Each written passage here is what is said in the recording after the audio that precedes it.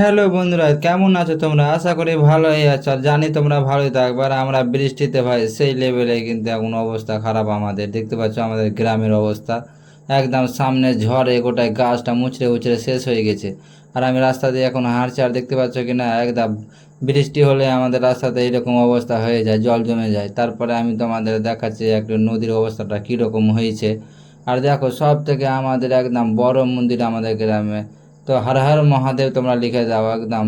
আর সুন্দর মন্দির, আর খুব দেখতেও আমাদের ভালো লাগে। তারপরে আমি নদীটা দেখাই, দেখো এই নদীটাই হচ্ছে সব থেকে আমাদের মানে দুঃখজনক অবস্থা আর কি। এই নদীটাই কিন্তু আমাদের বাড়ি ঘর ডিহি সব খেয়ে নিল, বুঝলে। তারপরে আমি আরো নদীর কাছে চলে আসলাম, আর দেখতে পাচ্ছ এই বৃষ্টিতে যদি নদীটা ভাঙে তাহলে আমরা আর কি থাকতে পারবো বলো। এখানে বৃষ্টিতে কয়েকটা চাপ পড়েছে, দেখো এইদিকে আমি দেখাচ্ছি। এখন জলটা কত নিচেই আছে একদম, এখন কিনারাতেও জলটা আসেনি, তবুও বৃষ্টির জন্যই কিন্তু মানে দুই একটা চাপ পড়ে গেছে নদীতে।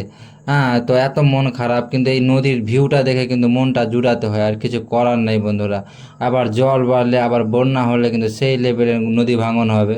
আর কোনো কাজকর্ম তো হচ্ছেই না, তোমরা দেখতেই পাচ্ছ আগের বাস্তাগুলো পড়ে আছে, পচে গেছে সব, আর ফেটে উঠেও গিয়েছে। আর আমি বেশি কথা না বলে চলে আসলাম আমার নতুন বাড়িতে। এই বাড়িটা দিচ্ছি কারণ ওই বাড়িটা নদীতে পড়ে যাবে আর কয়েক মাস পরেই। আর বন্ধুরা, বাড়িতে কিন্তু সেই লেভেলে ঘাটতে হচ্ছে এই রোদরে, কিনা কি বলবো, আর একদম সেই লেভেলে আমাদের কাম করতে হচ্ছে। সামনে সব শিকগুলো মানে রিংগুলো দেখতে পাচ্ছ, রিংগুলো এখন বাঁধবো, এখনও অনেকটি রিং বাঁধতে আছে। হ্যাঁ, তো ওই রিংগুলো বাঁধলেই আর বাকি এই দিকের কাজটা কমপ্লিট হয়ে গেছে। দেখতে পাচ্ছ কয়েকটা রিং আর বাবা ছিটিয়ে রেখেছে, সেইগুলো এখন বাঁধবো আমি।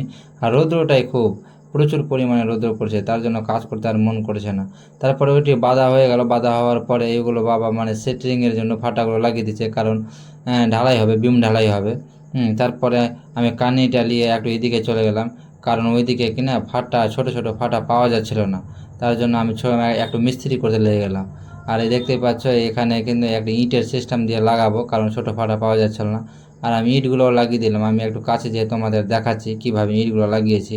হ্যাঁ, মানে আমি এগুলা কাজ করি না, প্রথমবার করছি, তো তার জন্য একদম খুব মানে রৌদ্রও লাগছে, খুব রৌদ্রও খুব, আর মনটাও খারাপ হয়ে যাচ্ছে। আর দেখো আমি ইট মানে কেমন করে লাগালাম। হ্যাঁ, ছোটো মোটো কাজে কিন্তু আমি একটু পারি। তারপরে আমি এই দিকটা দেখাচ্ছি, দেখো এই দিকেও ইট লাগালাম, এই দিকেও কিন্তু ওই ছোটো ফাটাগুলো পাওয়া যাচ্ছে না।